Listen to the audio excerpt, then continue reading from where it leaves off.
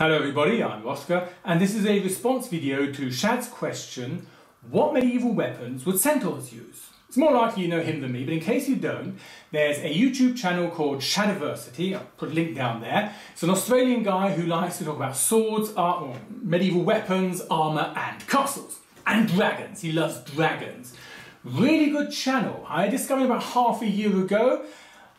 I don't agree with absolutely everything he says, but possibly about 98%. There have been a few things where I say, I can't go along with that, and there have been one or two things where I say, oh, wouldn't have thought of that. Very informative, and he has a very nice touch of humour to his videos. So if you don't know Shadiversity, have a look at him, really worth watching. About 2 months ago, he started a series, what medieval weapons would certain fantasy creatures use? And then about 2 or 3 weeks ago, the question, what medieval weapons would centaurs use if they really exist? I don't understand this question. Perhaps centaurs don't live in Australia. I don't know. I've never been there. If you haven't seen the video, there's a link down there for it. I recommend you watch that first because I'm going to talk about the contents and I don't really want to spoil it for you. Still here? Okay, right. About halfway through the video, I'm thinking, Shad, you're leaving out, or you haven't mentioned so far, the most obvious weapon for a centaur. At the end of the video, it hadn't been mentioned. I say to the kids, well, you know, the most obvious weapon for a centaur, which it automatically comes equipped with, are its hooves. I mean, a horse coming crushing down on you with its hooves is most likely going to split your skull, most likely going to kill you. It doesn't even have to have horseshoes, they're just the hooves itself.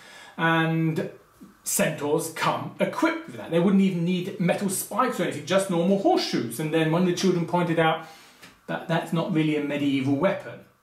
Good point, so I didn't comment on it back then. Last week, Shad brought out a video, what medieval weapons would giants use, and stated that we have to see the feet as an extremely important weapon for the giant. So I'm now going back to the question, what medieval weapons would centaurs use, and state, Shad, really, we have to look into the hooves, or we just simply have to say hooves are an important weapon. The centaur automatically has them. Normal horseshoes are absolutely sufficient. If there's a line of men in front of him, he comes crushing down on the guy in front of him. You said pole arms, really good. Yep, guy in front of you and the guy beside him with the swoop of a halberd or whatever he's got, you know. That, I think, is important. I wouldn't say the hooves have to be the primary weapon, but the centaur can lose a bow, can lose a spear, but if he loses his hoof, then he's been so grievously wounded that he probably can't move anyway. It's sort of the last weapon he can use. Now, I'm an archer, so obviously I really like the fact that you emphasised on the archery. I agree we have to see that a centaur has different possibilities as an archer than a man sitting on a horse.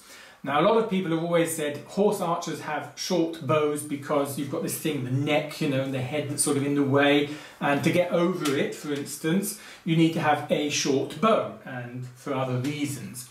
Now, the human torso part of the centaur at the front doesn't have anything in the way. And Shad comes up with this suggestion that centaurs could easily use war bows. Really like the idea, but I do have one issue here. I'm going to come to that in a moment. Shad concludes his points on the archery by saying horse archers, when the horse is galloping, being shaken around.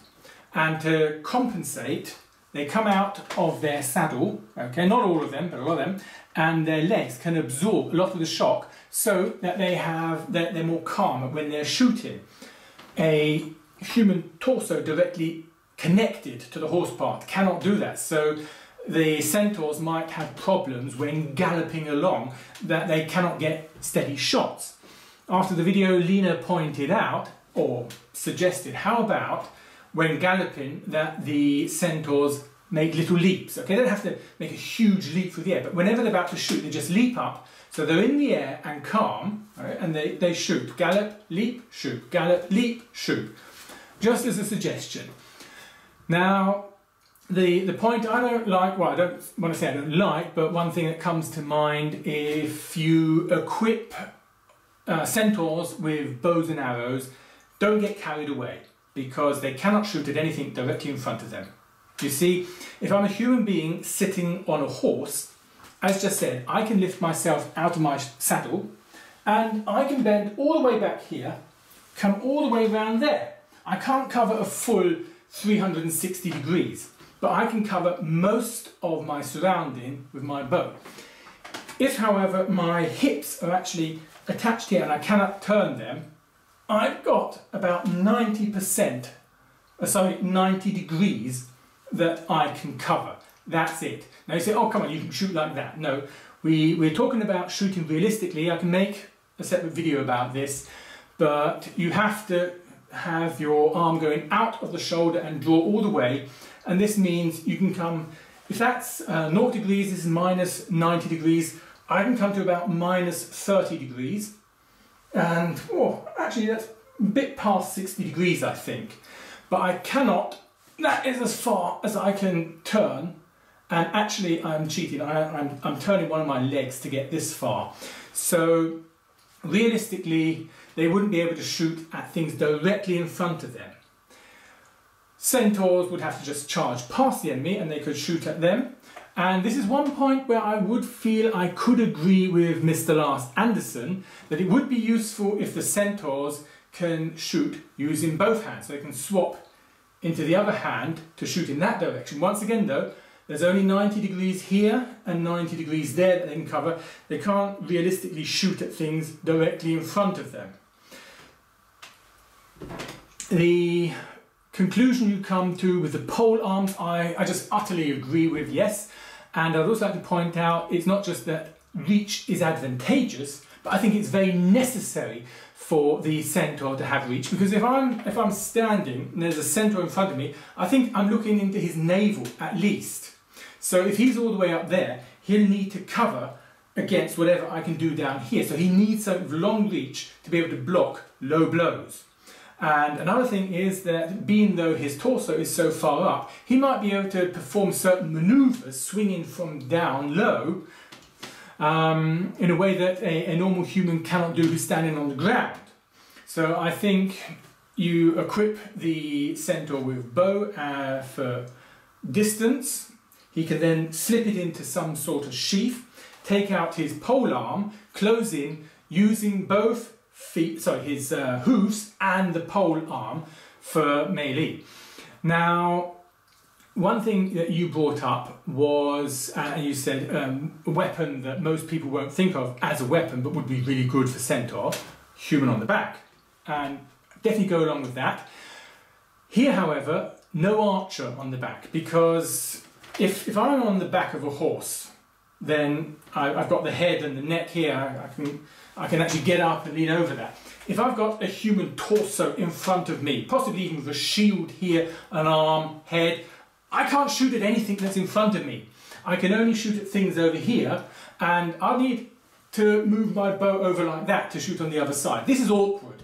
So I wouldn't place an archer on the back of a centaur, and I think it would be a really good idea to pair up left-handed humans with right-handed centaurs and right-handed humans with left-handed centaurs. So if they've both got a spear, they've got them on their opposite sides, for instance.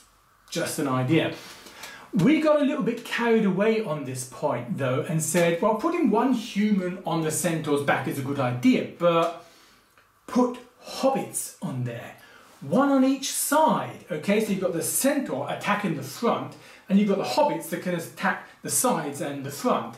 And you put one on the back too, so you've got people facing in all four directions. Now, horses are relatively long, and perhaps you can get two hobbits beside each other on both sides, one on the back. So you've got 5 hobbits, or possibly something gremlin-sized, okay?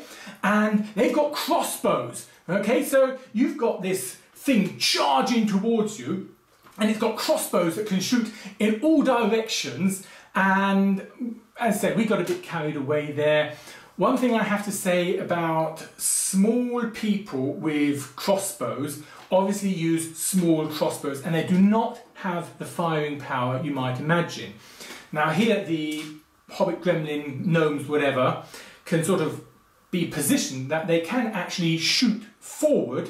So when the centaur comes crashing in with his pole arm on infantry in front of him, the hobbits are not shooting at the person directly in front, but possibly in front of into the people in front of the centaurs beside, right? And at close range, so that the crossbows can actually do some damage. So imagine there's one guy, he's protected behind his shield, there's a centaur here he's protecting himself against, but there's a bolt that is coming at this angle here. That's our thoughts. Another thing, back to the archery, you've got the centaur, he's got his bow, he's got a quiver on his back, and he's got a quiver on either side. Now, there's all that space at the back. You could fill that up with quivers. Obviously the centaur can't go all the way back, so you have a gnome of some sort on the back who, whenever one quiver here has been used up, is replaced from one further back, and if on the other side a quiver's been used up, is replaced from a quiver at the back. So the centaur can be covered in a couple of hundred arrows, and you've got this gnome who's just sort of filling up for him. So you can send in your cavalry with thousands of arrows, basically. As I said, you need someone on the back to organise all this, because if there's one creature that cannot scratch its own bottom, it's a centaur.